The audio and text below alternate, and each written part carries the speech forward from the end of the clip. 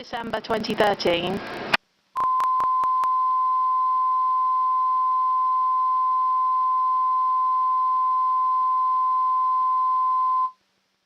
Home Affairs, Wilson Room, 3rd of December 2013.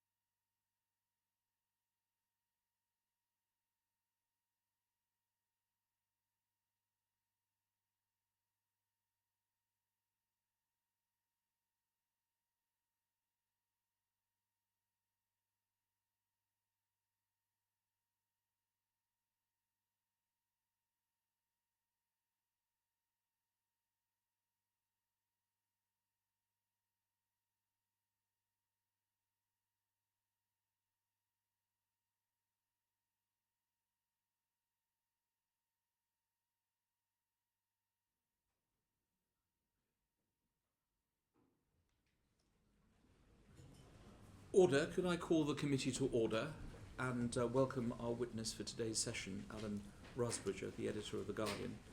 Mr. Rusbridger, you are giving evidence as part of the committee's inquiry into counter-terrorism, and thank you very much for coming here this afternoon. Can I refer all those present to the register of members' interests, where the interests of the members of this committee are noted, and could I ask other members to declare any special interests? Mr. Happert. Thank you, Chair. I've written 2 articles for The Guardian on this issue, which is a pleasant surprise I was paid for, which I need to draw the committee's attention to. Thank you very much. And of course I should say that we are all Guardian readers, some more avidly than others. So we all declare our interests. I did read it this morning. Mr. Rusbridger, if we could start with just some facts, then members of the committee will come in and probe you on a number of issues. Can we just be clear at the start, because there was reference made to some newspapers that you've been compelled to come here against your wishes. We wrote to you and invited you to come here, and you are here as part of that inquiry. You don't feel under any compulsion, do you? I wasn't aware it was optional, but I'm glad to be here anyway. Well, you said yes, so there was no need to take that further. On the question of facts, you said in your written evidence to this committee very clearly that in respect of the information that you have got from Mr. Snowden, you've only published 1% of the information that you were given. Is that still correct? It's approximately correct. So we continue to publish stuff, but it's about 1% of what we were given.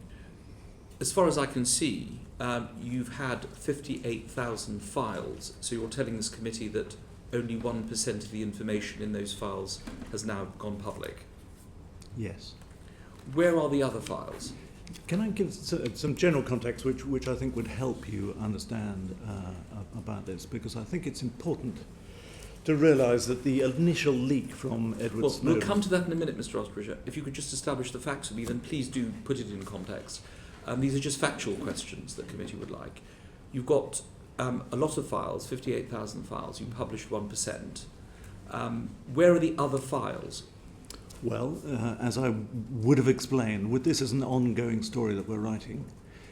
If you think it's sensible that I talk here about where the exact files are, I'm happy to write to you, but I'm not sure that is a really sensible thing to do about the existence of other files in different bits of the world. But there are other files under your control in different parts of the world? There is one file which we hold jointly with the New York Times, which is obviously in New York. Yes. And the other files are under proper... Because this is important in respect of the inquiry. Obviously the context is important, but there is criticism that some of these files may not be under your control. They're all under your control one way or the other. One of them, as I would have explained, I think it would be helpful if I could give some context, because it's important to understand there were 4 different sets of information that went to 4 different parties in 4 different countries in 3 different continents. I think it's important to establish that to begin with. Sure. One of them was The Guardian. One of them was the Washington Post, clearly not under my control. One went to Rio and one went to Germany. That's the hand of cards, if you like. We were all dealt. Sure. The Guardian, the security services, governments. And so I can't obviously say that the Washington Post files are under my control because no, we are in touch with the New York Times, and we may take evidence from the New York Times in the future, written or oral. But in terms of the files under your control, 99% of which has not been published, you have full control. You know where they are secure and in a place where you feel they can't get into other people's hands. I believe that to be true. Now, you also said in reply to our parliamentary colleague Julian Smith in a letter that I think that was published that there are 850,000 people in the world who have the same information as you have in those files. We were told that 850,000 people, because this goes to the original leak, which is obviously the thing that people are most concerned about, that 850,000 people had access to the information that a 29-year-old in Hawaii, who wasn't even employed by the American government, had access to.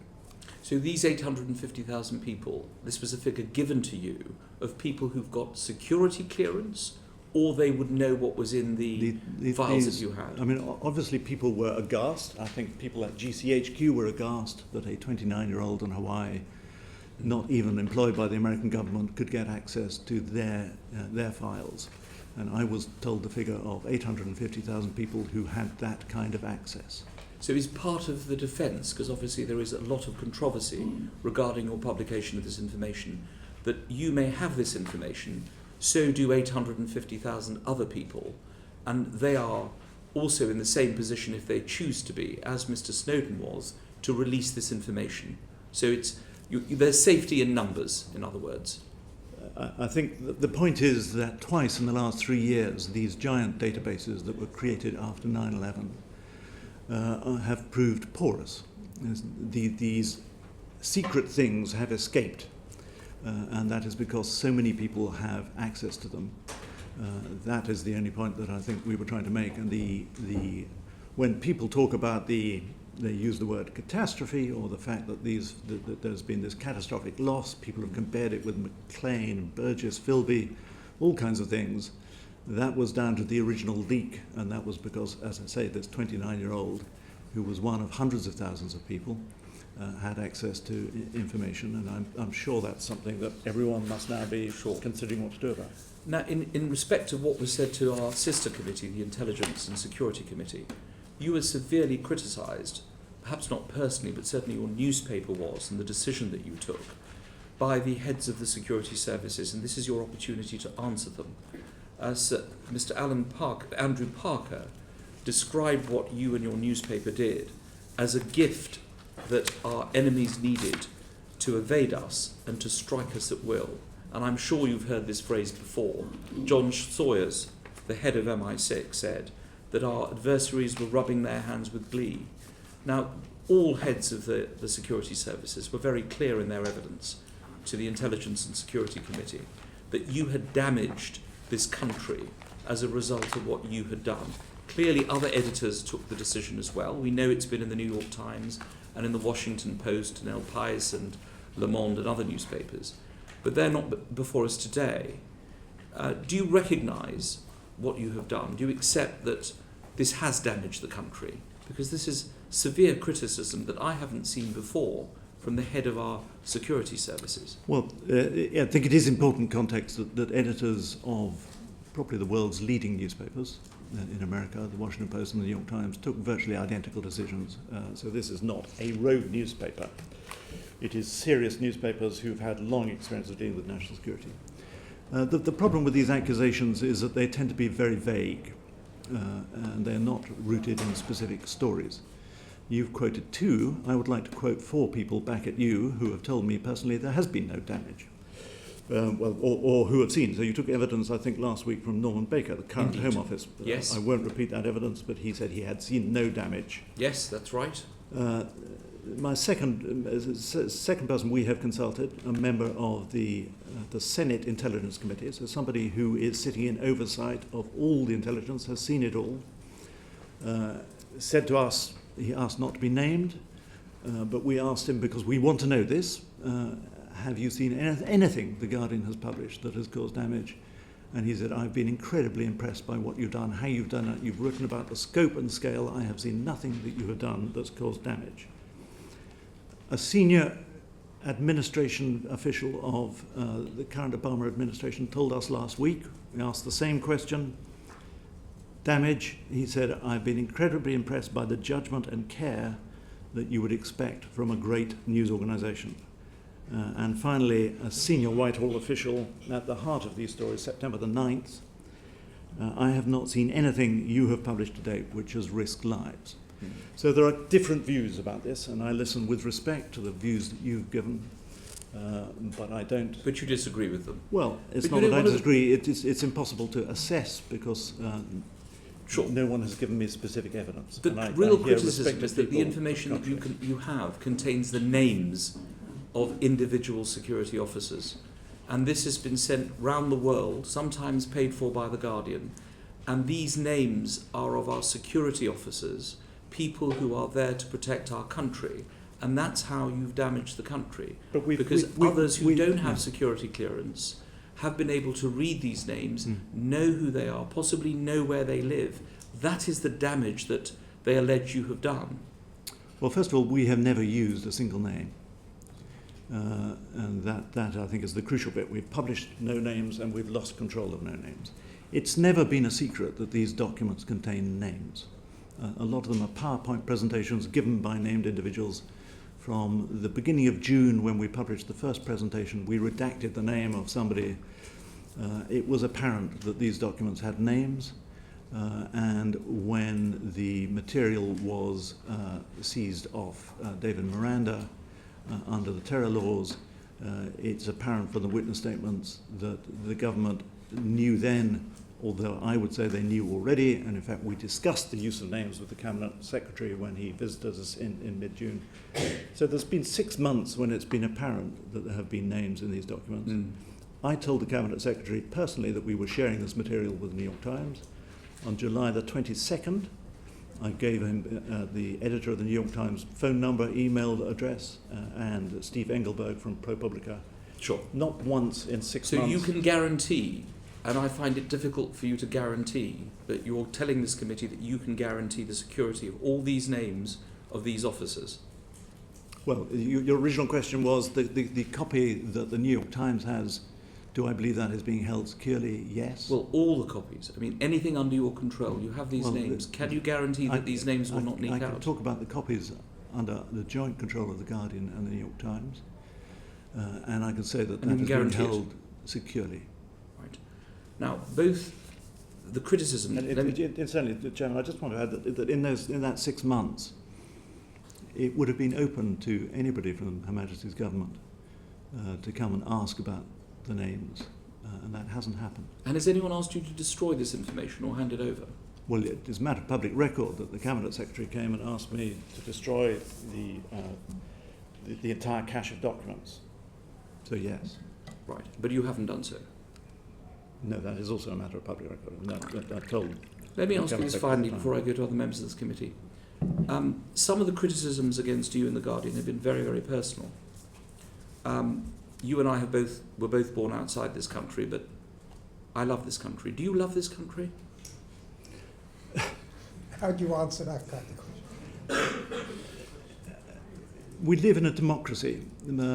Most of the people working on this story are British people who have families in this country who love this country. I'm slightly surprised to be asked the question, but yes, we are patriots. And one of the things we are patriotic about is the nature of the democracy and the nature of a free press and the fact that one can in this country discuss and report these things. So the reason why you've done this has not been to damage the country, it is to help the country understand what is going on as far as surveillance is concerned. I think there are countries, and they're not generally democracies, where the press are not free to write about these things, and where the security services do tell editors what to write, and where politicians do censor newspapers. That's not the country that we live in Britain. It's not the country that America is. And it's one of the things I love about this country, is that we have that freedom to write and to report and to think, and we have some privacy.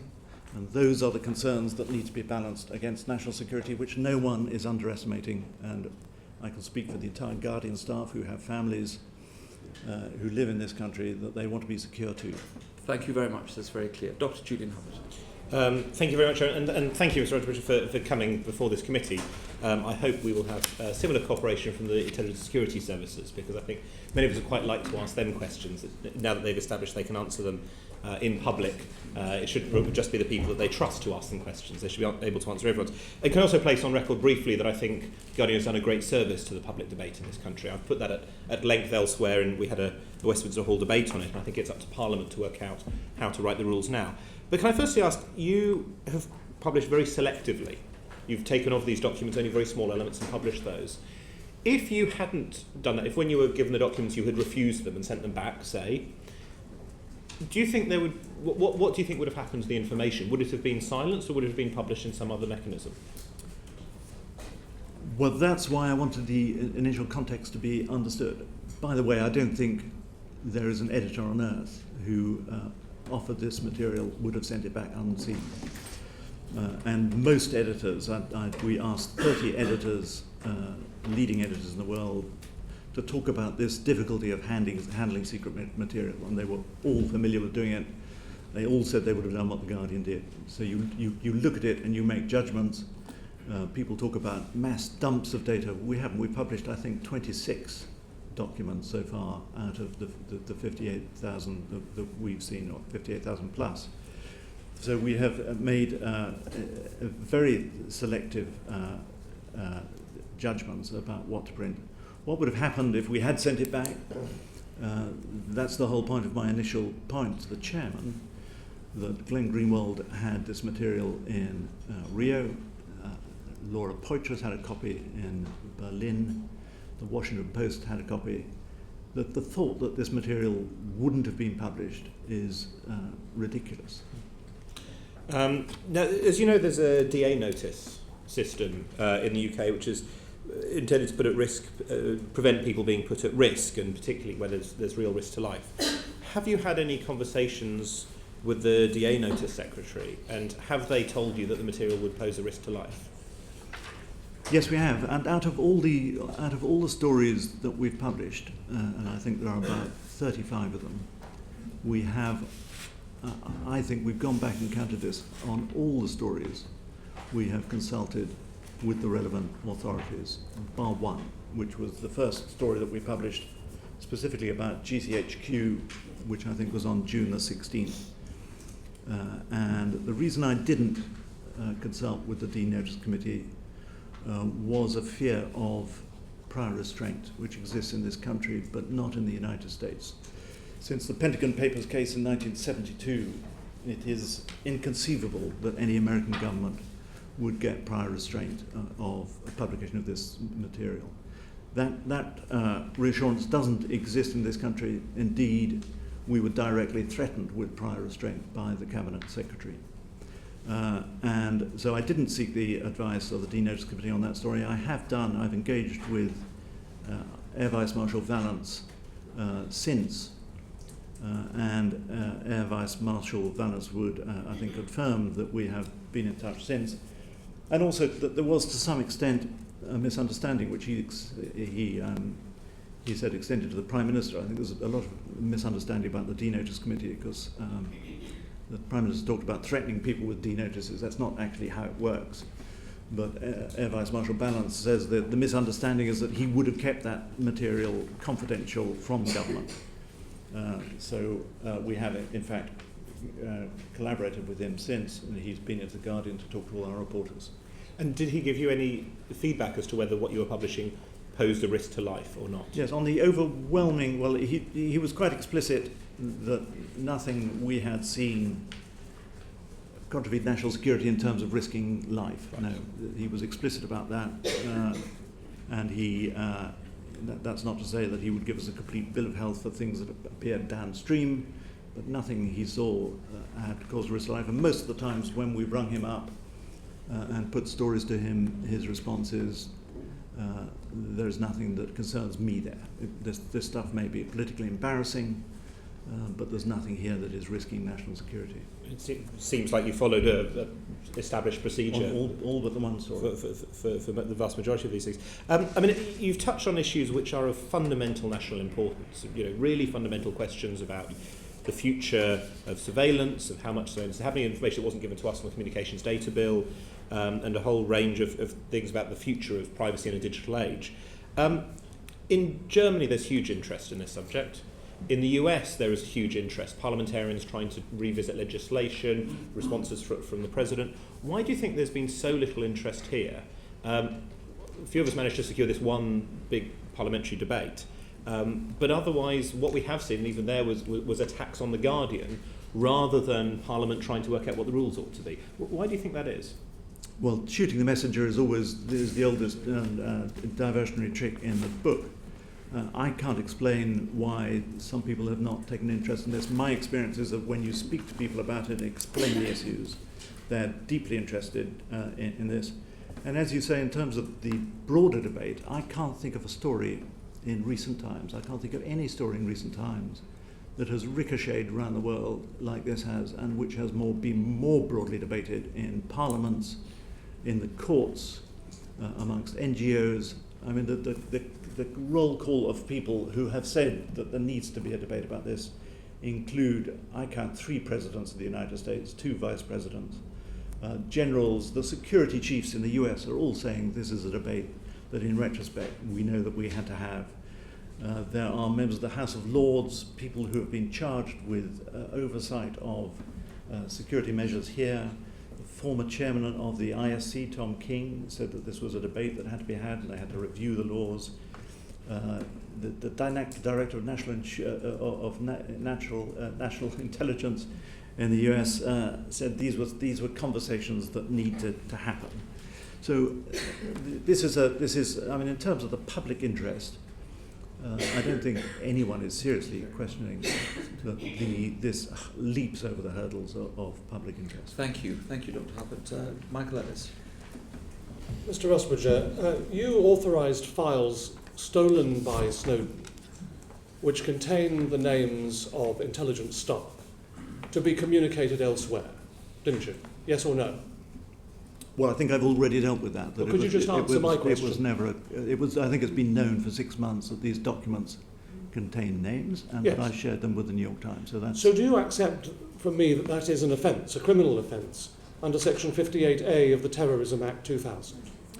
You may be a lawyer, Mr. Ellis. I'm not, so I will leave that to you. Now, 50,000 plus files were sent or communicated by you as editor-in-chief of The Guardian. You caused them to be communicated, and they contained a wealth of information. It was effectively an IT sharing platform between the United States and the United Kingdom intelligence services, wasn't it? I'll leave you to express those words then. So you decline to answer that. Very well. But that was information which contained a wealth of data, protected data that was both secret and even top secret under the protected classifications of this country. They were secret documents. Secret and top secret documents. And do you accept that that information contained personal information that could lead to the identity, even of the sexual orientation, of persons working within GCHQ?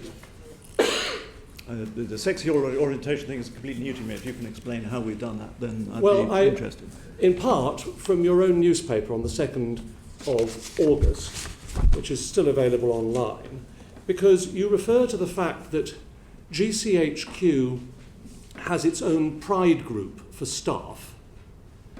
And I suggest to you that the data contained within the 58,000 documents also contained data that allowed your newspaper to report that information. It is therefore information now that is not any longer protected under the laws of this country, and that jeopardises those individuals, does it not? You completely lost me, Mr. Ellis. There are gay members of GCHQ. Is that a surprise? And that they have They're not entitled. It's not amusing, Mr. Rusbridger. They shouldn't be outed by you in your newspaper. Well, I don't. What about the fact that GCHQ organised a trip? Order. Either you're going to answer the question or you're not. Mr. Ellis, if you let me answer, I will answer. If Mr. Rusbridger could have the opportunity of answering, then please do go on, Mr. Rusbridger. The mention of the existence of a pride group within GCHQ. Actually, if you go to the Stonewall website, you can find the same information there. I fail to see how that outs a single member of the GCHQ. Well, you said it was news to you, so you know about the Stonewall website, so it's not news to you. And it was in your newspaper. What about the fact that GCHQ organised trips to Disneyland in Paris? That's also been printed in your newspaper. Does that mean that information, if you knew that, information including the family details of members of GCHQ, is also within the 58,000 documents, the security of which you have seriously jeopardised? Again, your references are lost to me. The fact there was a family outing from GCHQ to Disneyland. Do you accept that these files contained methods of trapping cyber criminals, like paedophiles and hackers? Well, the only story that has been identified to us that resembles that description is the story about Tor. And I would welcome the opportunity to talk about that. No, I'd rather you didn't actually, but I don't see any need to further publicise that information. What about the location of safe houses and other safe locations, secret locations? 58,000 documents that contain that information. Well, if you don't mind me just referring to Tor, because the point about Tor, because we're in danger of having a rather analogue discussion about the digital age. The point about Tor is that anybody who is remotely interested in this would have learned nothing from The Guardian that is not available on the Tor's own website. So let's get real about this. There is nothing The Guardian published that is endangering people in the way that you Mr. talk about. It is not there already. It isn't only about what you've published, it's about what you've communicated. That is what amounts or can amount to a criminal offence. You have caused the communication of secret documents. We classify things as secret and top secret in this country for a reason. Not to hide them from The Guardian, but to hide them from those who are out to harm us. But you've communicated those documents.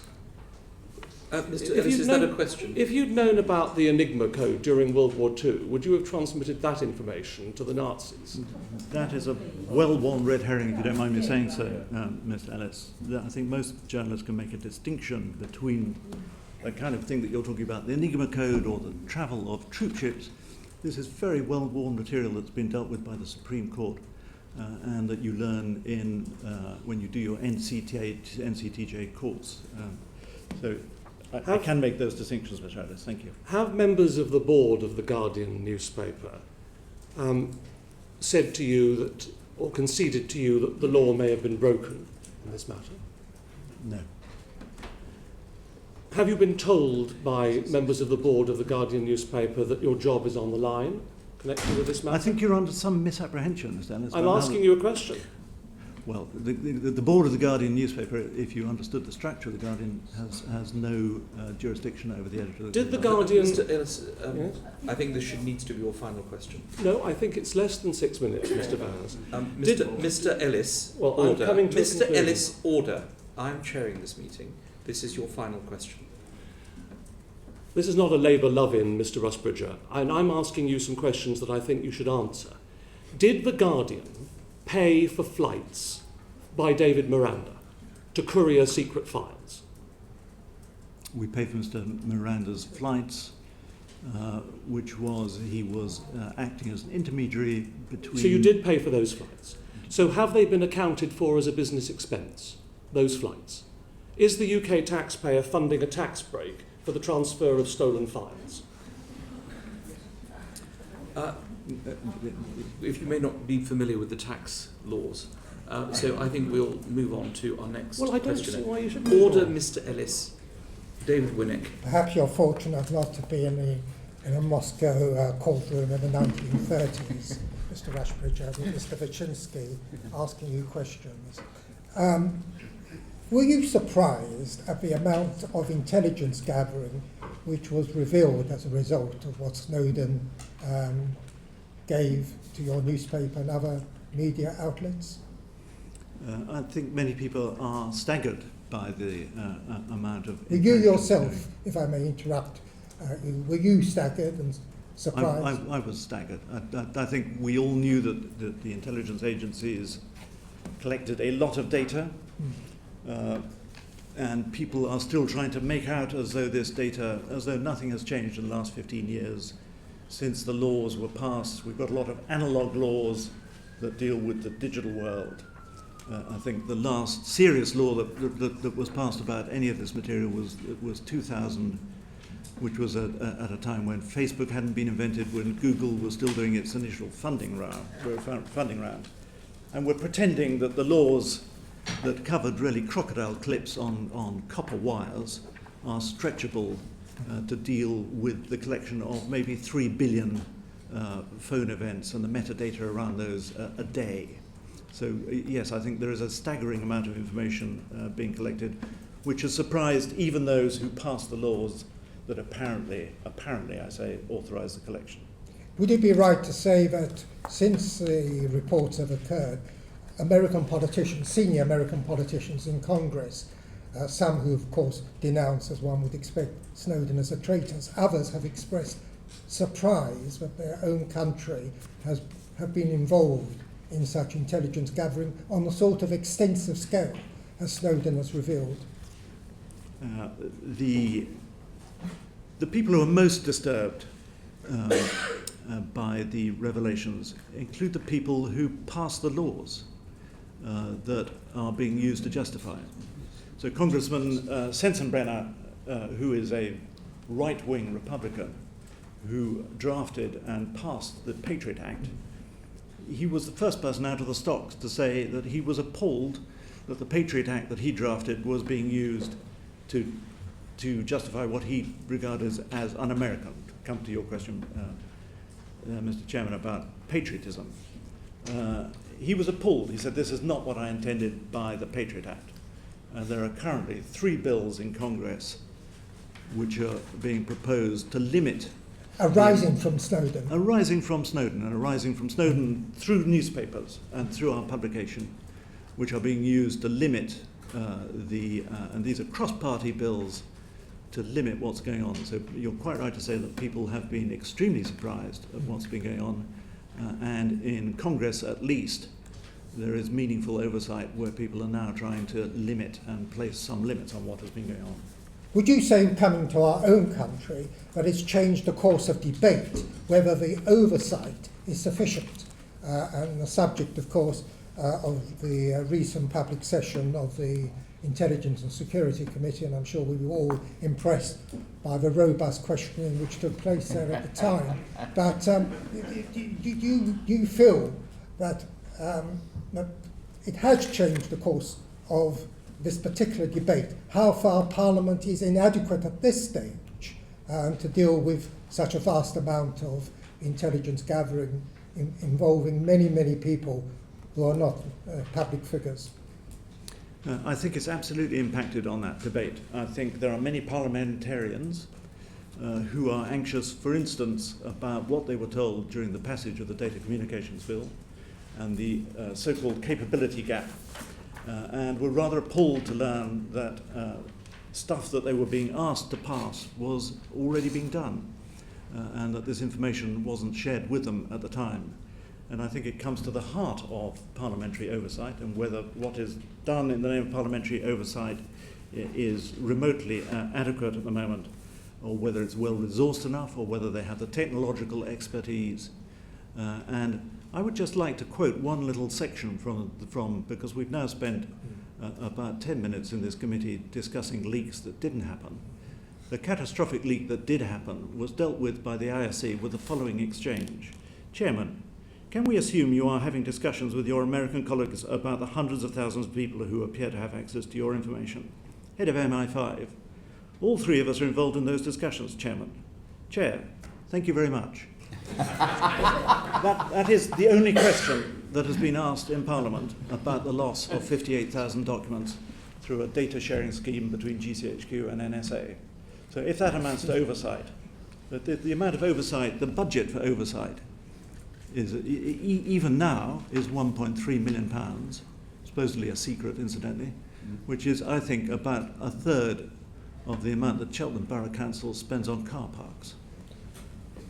The Prime Minister in the Chamber said that he wants to reach agreement, or words to that effect, with The Guardian, but if The Guardian is not willing to see the point of view of the authorities, then with reluctance other measures may be taken. Presumably he's referring to DAE notices and the rest. Can I ask you this question? How far do you feel, sorry? The final question. Yes. How far do you feel there is a threat to the newspaper if you continue to publish revelations from Snowden? Well, do you feel under pressure? Things have happened in this country which would be inconceivable in Europe or in parts of Europe and in America. They include prior restraint. They include a senior Whitehall official going to see an editor to say there's been enough debate now. They include asking for the destruction of our discs. They include MPs calling for the police to prosecute an editor. So there are things that are inconceivable in America under the First Amendment. Are you under pressure yourself? Do you feel this pressure from the government? I feel that some of this activity has been designed to intimidate the Guardian. Yes, Thank you. We must move on. But before we do, are you telling this committee that as a result of Parliament's failure to oversee the security services and the failure to have the necessary expertise and the failure to have a sufficient budget, that's why you were obliged to publish, because had you not done so, nobody would have found out about this? Well, the only way any of this information has come into the public domain is through the press. So all these things, So we should look at our structures better. We should, and America is. So when Senator Dianne Feinstein, who is the Malcolm Rifkin equivalent in America, who had been supporting the NSA for about 3 months, the Merkel telephone call happens. They didn't know about that. And she said at that point, it's abundantly clear that a total review of all intelligence programs is necessary. So that was the Oversight Committee saying we had no idea what was going on. And in respect of our inquiry... That must be true of our own... I'm sorry. In respect of our inquiry, you think that it would be good if this committee looked at the structures of oversight as part of the counter-terrorism structure? Absolutely. I think that would be an important thing. Thank you. Mark Reckless. You wrote in your letter of the 7th of November to Julian Smith that The Guardian hadn't published the names or identifying information for staff of our intelligence agencies. And I think in reply to the chair earlier, you added that you hadn't used or lost control of that information. Yeah. Can I clarify though, in your response to Michael Ellis earlier, did you say that you had communicated that information to the New York Times? At the danger of repeating myself, we gave the material to the New York Times at the same time, roughly the same time as we told the Cabinet Secretary that we were doing that, and giving the Cabinet Secretary the name of the editor of the New York Times and how to contact her. And you referred earlier to material given to the Washington Post not being under your control. The material shared with the New York Times, did that remain under your control? The material the material was given to the Washington Post by Edward Snowden himself via a journalist called Barton Gellman. The material that we have with the New York Times is in the joint control of myself and the editor of the New York Times. Okay. And when you say you hadn't lost control of the relevant data at any time, does that include the periods when the data was with FedEx, who I understand you've admitted to using to transfer some of that information? Yes, no data was lost, or no control. We lost no control of no data. No names have leaked from the Guardian. And when I previously used Federal Express, I wouldn't sort of naturally refer to the period while whatever I was sending was with Federal Express as being a period while it was under my control. Is that what you're saying? No, I'm saying we haven't lost control of it. So the reporting of the FedEx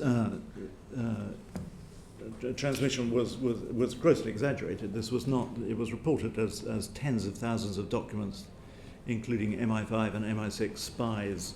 That was not the case.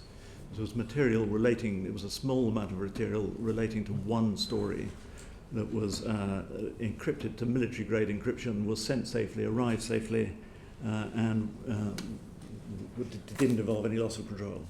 You referred earlier to the information having commenced with The Guardian, The Washington Post, Rio, by which I assume Glenn Greenwald, and Germany. Are you saying that all 53,000 files began with each of those 4 places? Can you repeat the question? Before you said Guardian, Yeah. Washington Post, Rio, I assume Glenn Greenwald, and Germany. You were saying that the data information had started in each of those 4 places. I'm wondering, are you saying that all of the 53,000 files had started in each of those places?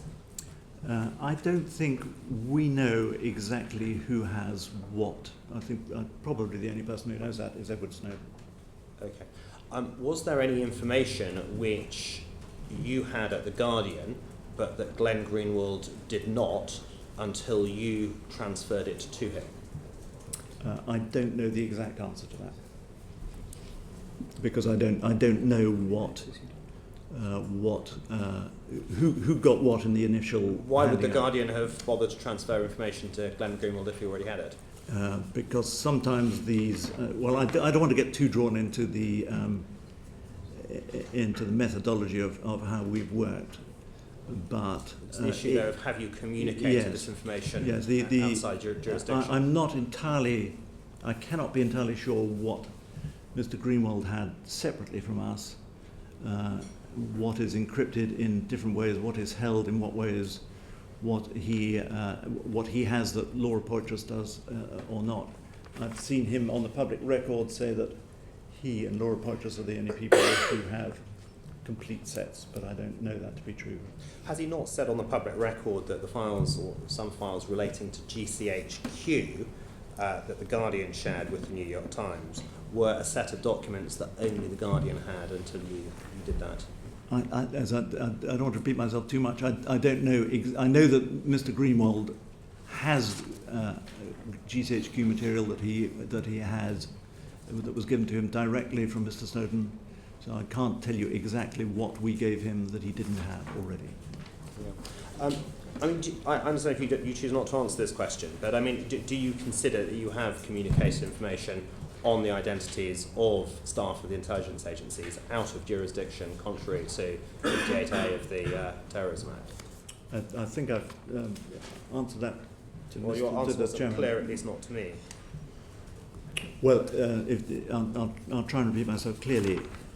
I think it has been known to the government, apparent to the government, for many months that the material that Mr. Snowden leaked included a good many documents that had names of security people working for both the NSA and GCHQ. And as I said, and I'll say it again, I told the Cabinet Secretary in mid-July that we were sharing this with the New York Times. Which you would accept constitutes communicating it outside of the Self-evidently, UK. they work in New York, yes. Okay. One of the reasons for that, I brought this book along with me today. Some of you will be familiar with this. The people remember in the mid-80s, the Cabinet Secretary travelling to Australia to try and suppress this book, which was written by a former MI5 agent. And we had the ridiculous sight of a British Cabinet Secretary trying to stop the publication of something that had already been published in Australia. And what was very much in my mind was the ridiculous situation that we would be in if The Guardian was the only publication in the world that was not able to publish material that was being published in Rio or Germany or around the world. A final question, Mr. Ricketts. You have, I think, Mr. Rusbridger, admitted a criminal offence in your response just there. I wonder, I mean, do you consider that it would not be in the public interest for the CPS to prosecute, or should that be dealt with by the authorities in the normal way? I think it depends on your view of a free press, really. In America, the Attorney General Eric Holder came out within the last 2 weeks and said that on what he had seen so far, he had no intention of prosecuting Glenn Greenwald. He's gone further. He said that under his watch as Attorney General of the US, he won't prosecute any journalists doing their duty journalistically. In New York, within the last month, I debated the former General Counsel of the NSA, Stuart Baker, and he said he makes absolutely the distinction between what Snowden did and what journalists did. He said once the information is in the hands of journalists, that is protected material. Thank you. And my reading of our own DPP and the guidelines that he laid down during the Leveson process is the public interest will weigh very carefully and very highly in any deliberations he takes. But Glenn Greenwald not also make a distinction between journalism, including what he was, according to him, engaged in, and what he says that the Guardian was doing, which was the distributing or indeed trafficking across international borders of that information? We were sharing this material with journalistic colleagues on the New York Times in order to stimulate a debate which presidents and legislatures around the world think vital. Thank you. Just to clarify, is there a current police investigation into The Guardian? I don't know. Nobody has communicated with you or interviewed you or asked you any questions about this from the Metropolitan Police? I have seen Scotland Yard say that they are holding an investigation into the matters generally. No one has told us that whether that includes The Guardian or not. And just for your records and for public record, the committee has decided to call Andrew Parker, the head of MI5, in open session next year. Paul Flynn. Did you have advance notice of the questions we're asking you today? Including yours. I wasn't. I was told the general areas of concern that might be covered. The stunt of having an open meeting of the Intelligence and Security meeting with their carefully manicured questions and rehearsed answers to a committee that's accused of being a poodle to the government, many governments, including being cheerleaders to the Iraq war. Do you think this raises the question that the scrutiny provided by that committee is inadequate and we need a reform? Well, as I said, I think lots of people, including former chairs of the ISC, have said that there needs to be, that we need to relook at the oversight. And Sir Malcolm Rifkin has himself said that he wants to look into his own committee and get. So I hope this will be an opportunity for people to talk about how oversight could be improved, because I think there's no question that it should be. The United Kingdom government's reaction to this story has been very different from any other government, and Frank LaRue, the United Nations Special Rapporteur, has said the UK's government's response is, I quote, unacceptable in a democratic society, and the New York Times said the UK government is challenging the idea of a free, inquisitive press. Isn't that true? I think what has been going on in the United Kingdom in the last 6 months has dismayed many people who can care about free speech, a free press. And that includes NGOs, it includes at least 2 UN special rapporteurs, it includes people in Europe and many editors around the world. Does the fact that a 29-year-old Hawaiian and 850,000 other people had access to the information suggest that our potential enemies have access to it too? Well, it is in the witness statement of Oliver Robinson, the Deputy National Security Advisor, that they've been working on that assumption since Snowden disappeared with the material. Were you shocked by the revelations of the intense surveillance of allies by this country in places like the G20 and so on? Well, again, in nature of in the question of the public interest, the fact that President Obama effectively had to concede that his country had been bugging President Merkel. There's been no denial from Australia that they were intercepting the phone calls of the President of Indonesia and his wife. And that was the thing that led Senator Feinstein to say that she had to review all the activities of the intelligence services, because clearly this was going on without knowledge. And then you'll remember that the United States came out and said, okay, we will stop bugging these gatherings of the IMF or the World Bank or all these things that they have been bugging, the European Parliament. We don't know. But there were some specific organizations of allies devoted not to espionage or to hostility, but to bridge building and peacemaking. A lot of institutions set up after the Second World War. The United States has come out and said, we won't be bugging them anymore, which to me is an implicit admission that they were. Do you think the reaction of government was less to do with security and more to do with the fact that we have traditionally been neurotically secretive?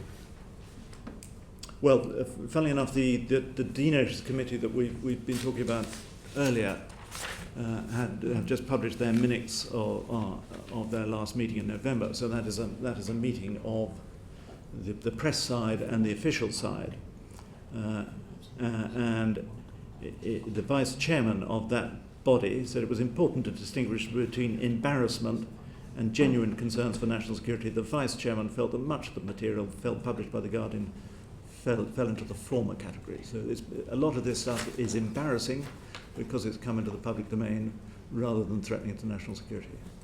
Would you agree that you performed a very important public service for legislators and for everyone else? Difficult question, I know. There is no doubt in my mind, and I'll say this again, and it's not blowing my own trumpet because... please do. Well, it's not done in that spirit, and this has been a coalition of newspapers, including newspapers in Europe. This is material. It's self-obvious. It's self-evident. If the President of the United States calls a review of everything to do with intelligence, and that information only came into the public domain through newspapers, then it is self-evident, is it not, that newspapers have done something which oversight failed to do. And I would say that was true of this country and of the United States. I'm grateful to you. Thank you, Mr. Flynn. Nicola Blackwood and then Yasmin Qureshi. Thank you, Mr. Chairman.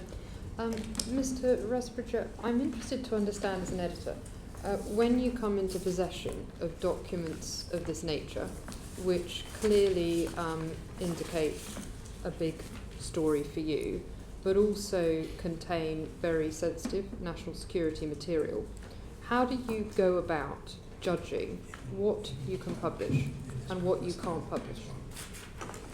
I don't know of an editor in the world who doesn't agonise about these kind of decisions in the way that you would expect. We touched on it earlier. We're all patriots. Yes. We all care about security. To be more specific, how in this case did you go about it in terms of the specific process? I discussed this with colleagues who are some of the most experienced colleagues in Fleet Street in terms of dealing with this kind of material. And it's important to know that since in the last 6 months there have been more than 100 contacts with the official side of things. So in America that has been with the White House, with the Director of National Intelligence, with the FBI, with the NSA, with the National Security Council and with the Pentagon. In this country it has included Downing Street, the Cabinet Office, the National Security Advisor, GCHQ themselves, and the D-Notice Committee. So we have consulted on more than 100 times with the agencies in order to be aware of their concerns before we publish material.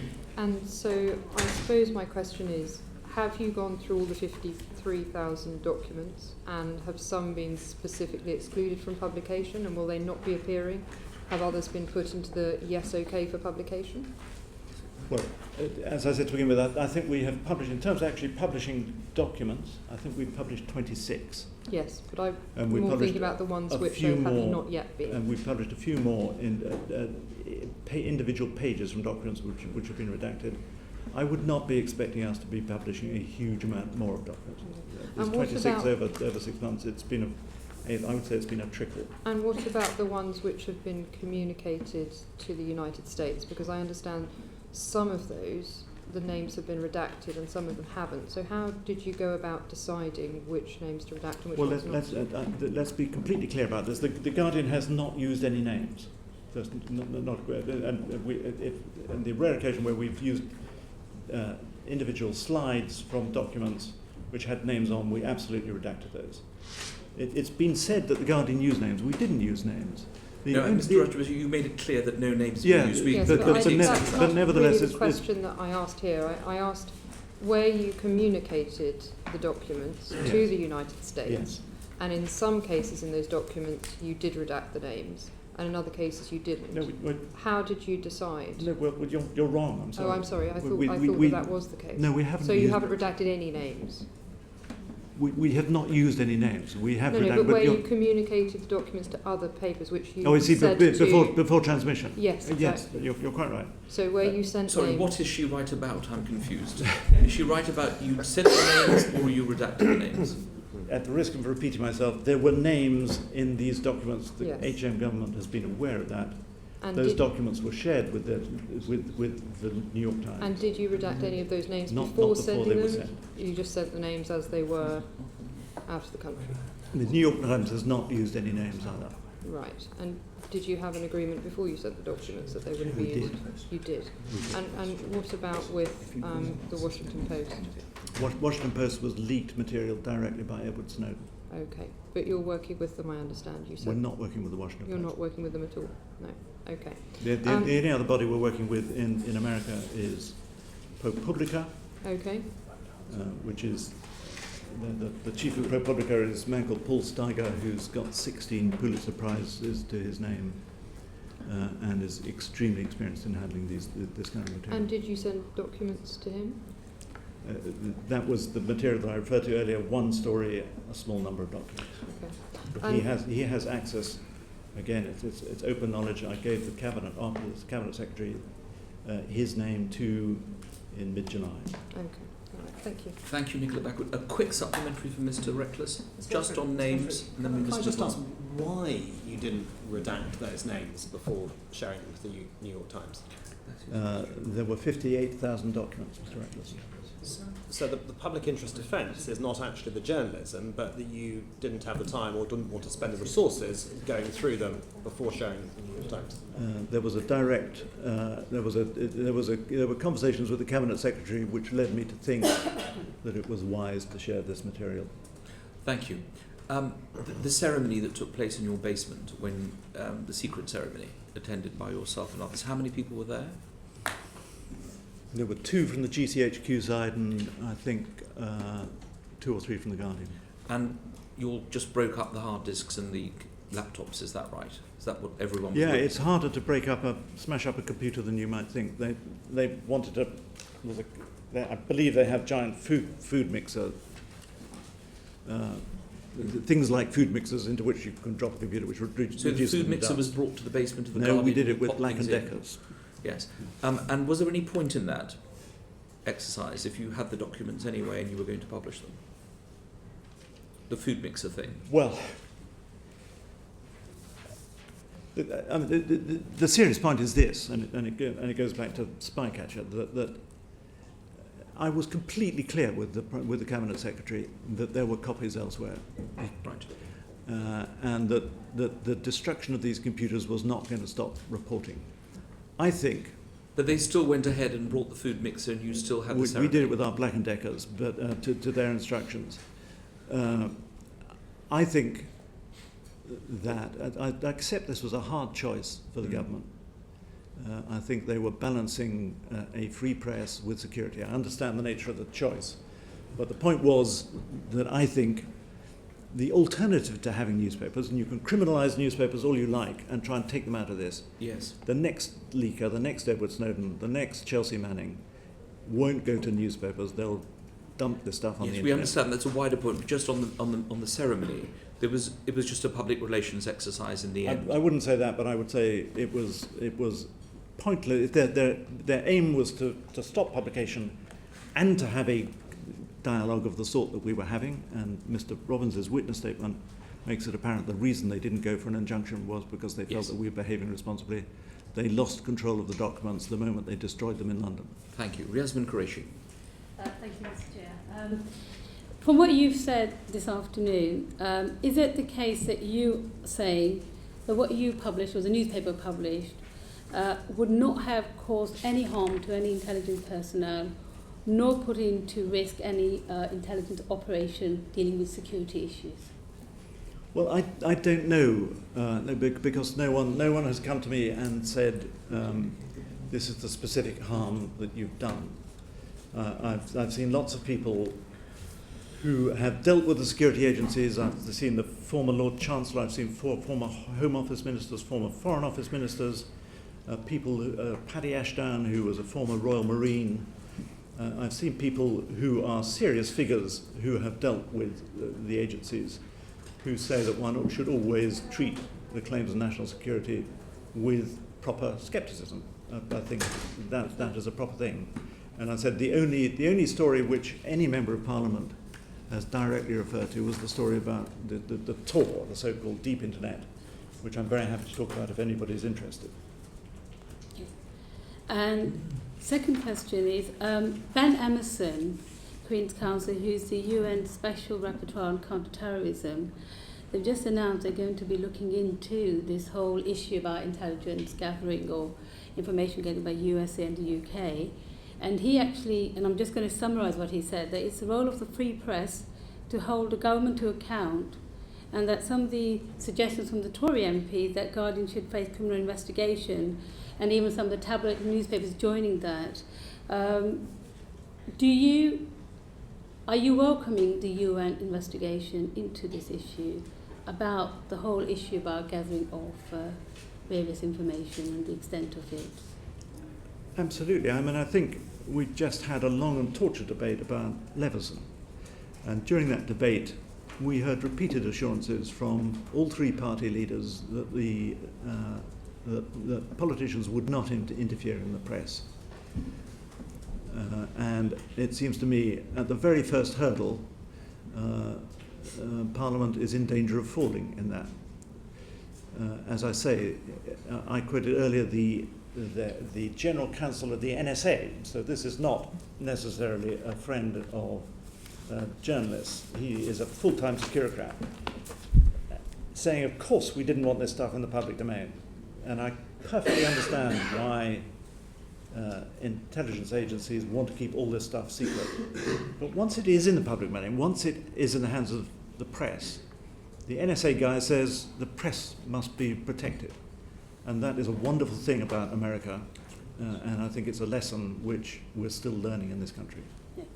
And my final question is in relation to the fact that there has been articles published in your newspaper, and I think others have expressed at times, and I know the chair has alluded to this, about the fact there is a question about the extent of parliamentary oversight of the working of the security agencies.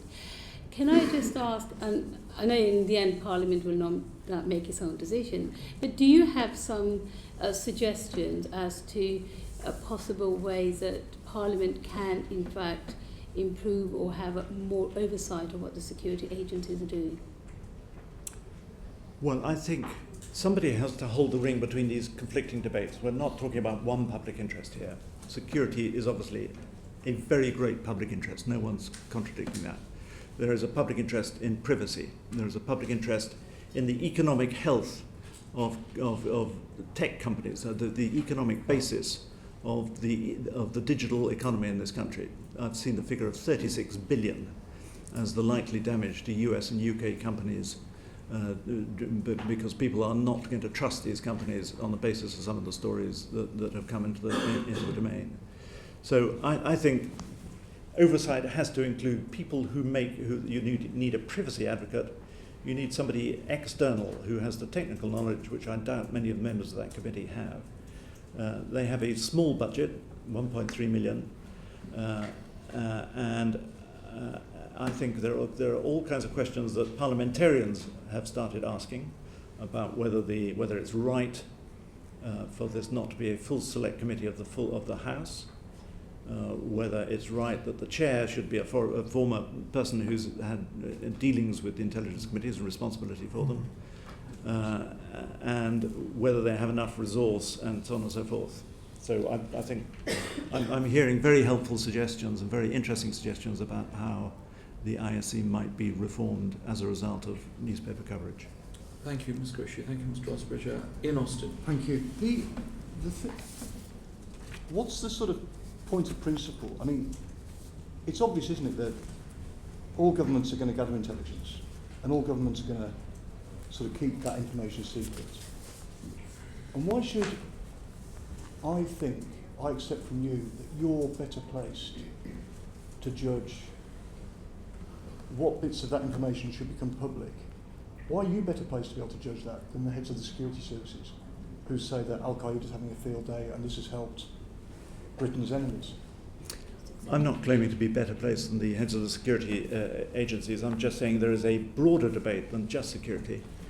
And in the democracy that I want to live in, I accept that. I don't want the national security to be used as a trump card that says, I'm sorry, you can't publish anything else because national security is going to trump all that. Well, I'm not suggesting that though, but what I want to know is when they, when the people who are sort of experts in this, dealing with it all the time, serving the country, protecting, trying to protect us all, say that this is stuff that shouldn't be in the public domain, how can you argue that you and the colleagues at the Guardian that you consulted are better able to make a judgment on that, which obviously you do because you went ahead and published it?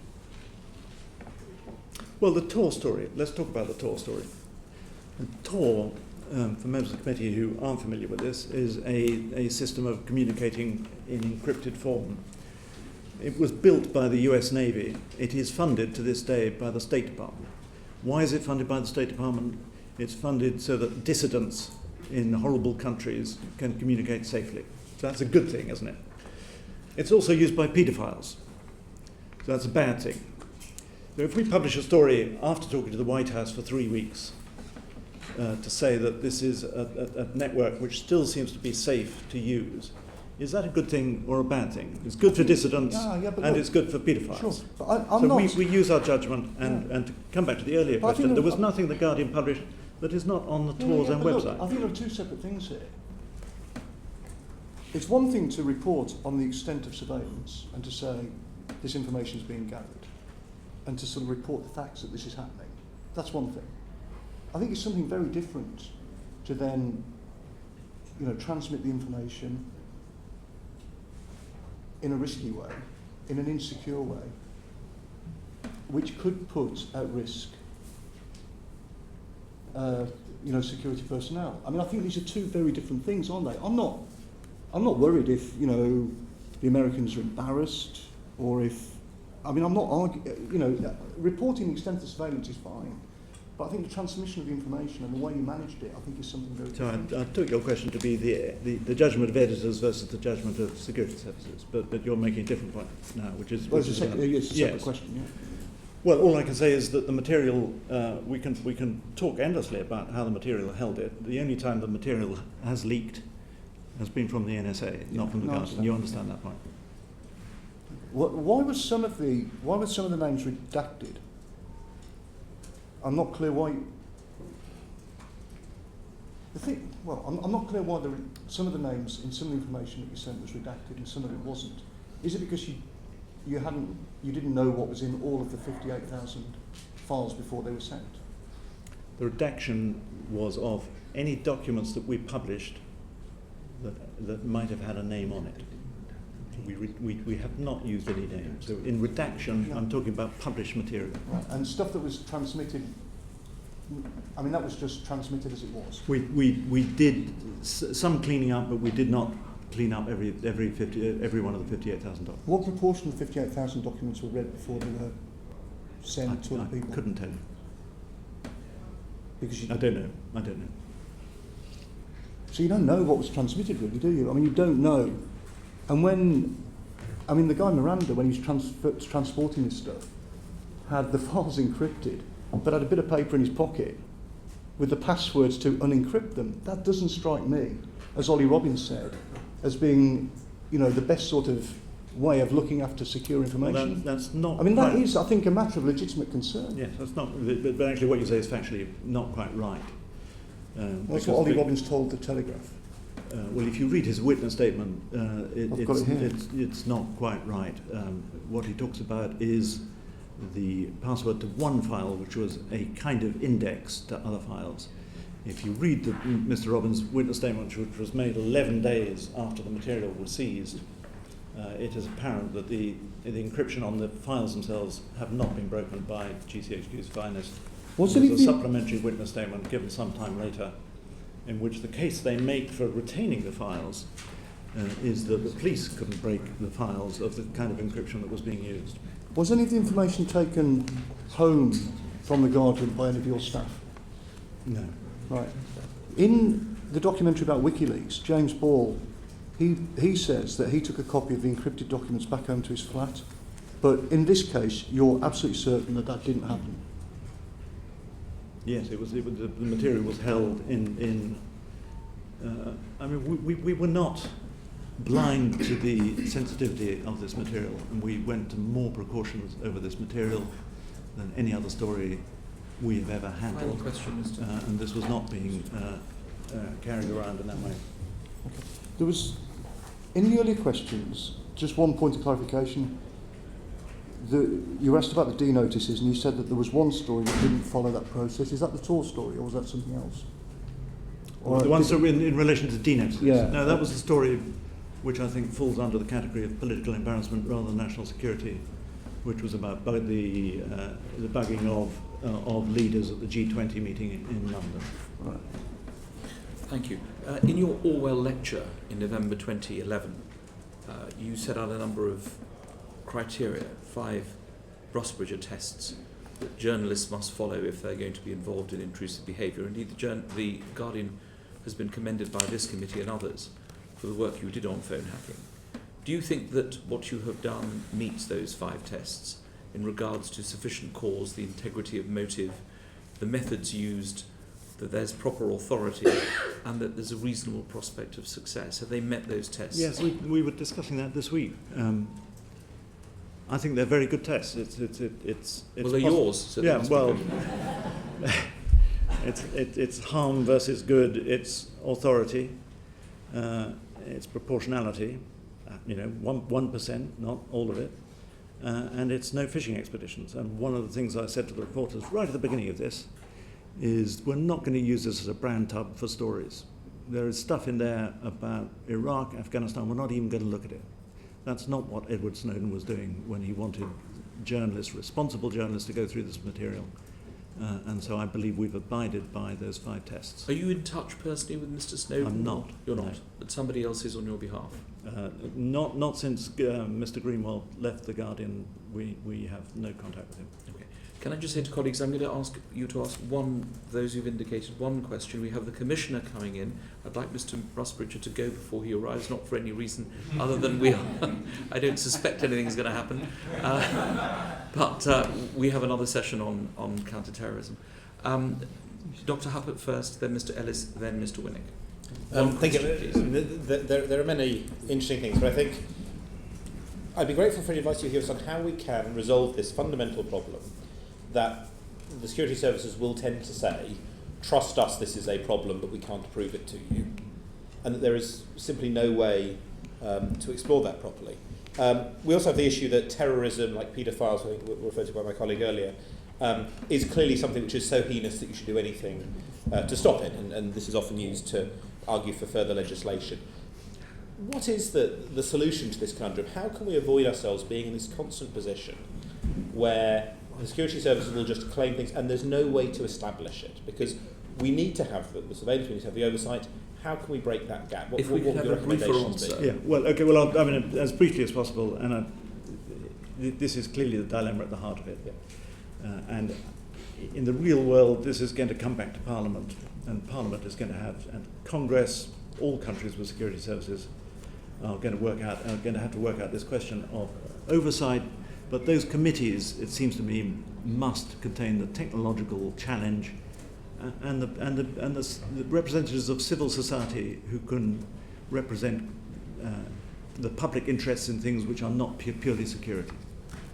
Thank you. Mr. Ellis, one question. Mr. Rusbridger, your journalist James Bull said in a documentary called We Steal Secrets that he took top secret encrypted documents back to his flat, as Mr. Austin has pointed out to you. And in an online interview, I think on BuzzFeed with David Miranda, he said one of your staffers at The Guardian was due to carry some stolen secret files, got cold feet, and then they were sent via Federal Express. Did you know that Federal Express conditions of carriage include at Section 8, subsection 16, that would be an unauthorised thing to do? I think you said to Mr. Reckless that you had used Federal Express. My question to you, frankly, is, bearing all that in mind, do you not accept that you have been, at the very least, woefully irresponsible with secret information and thereby people's lives? Mr. Rusbridger. The James Bull quote, as you know, is about WikiLeaks, not about this story at all. It's got nothing to do with this story. And no, I don't accept your premise. Thank you. Mr. Winnick? Can we clarify the situation where we go from here, or where the Guardian goes from here? The Prime Minister, and I quoted, if not directly, what he said in the House: threats have been made. Some may describe it as intimidation. Use whatever this word one would like. Will the Guardian continue to publish, despite all that, revelations from Snowden which you consider should be in the public domain?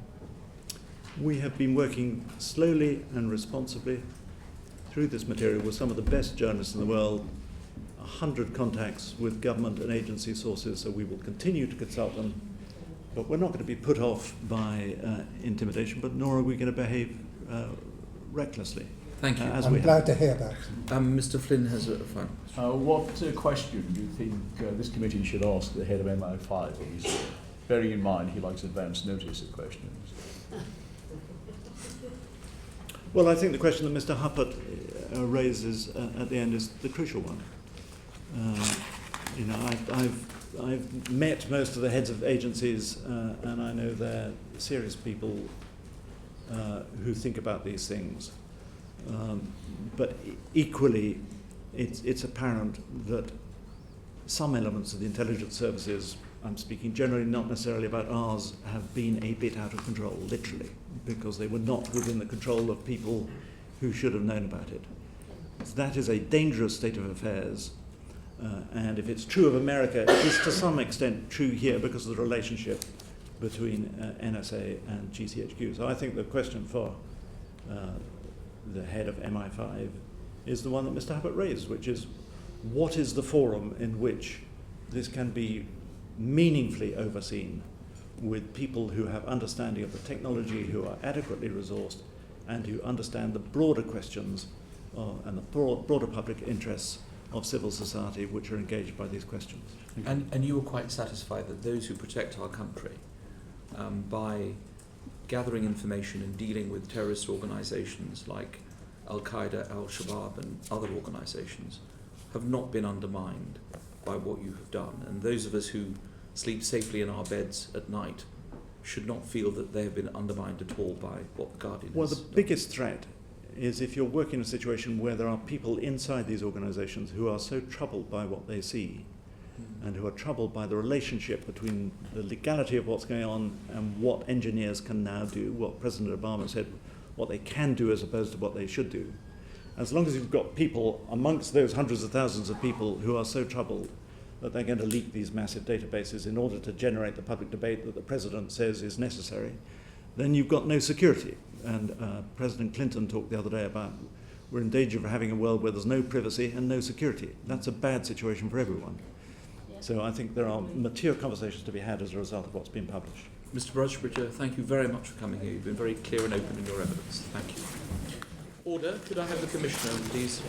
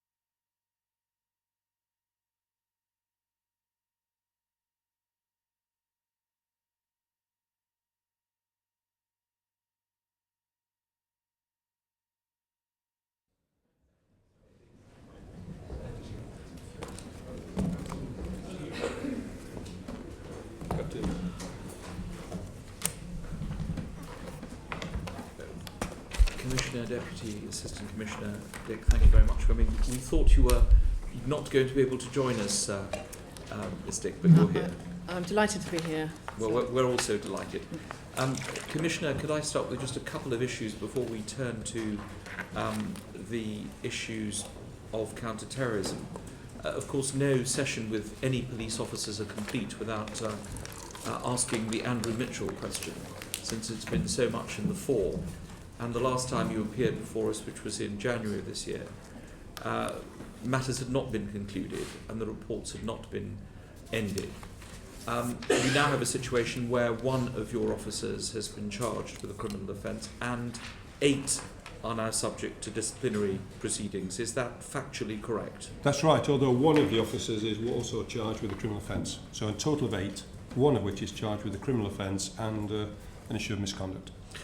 Bearing that in mind, and bearing in mind the statement that you made to Victoria, Derbyshire, which was broadcast and then picked up by many others, do you regret saying that you were 100% behind your officers, since we now are clear that 8 are subject to disciplinary proceedings? I know hindsight is a wonderful gift that they don't give you when you become Commissioner, nor members of Parliament, but on balance, on reflection, it was the wrong thing to say, and would you like to take this opportunity of apologising or regretting what you have done?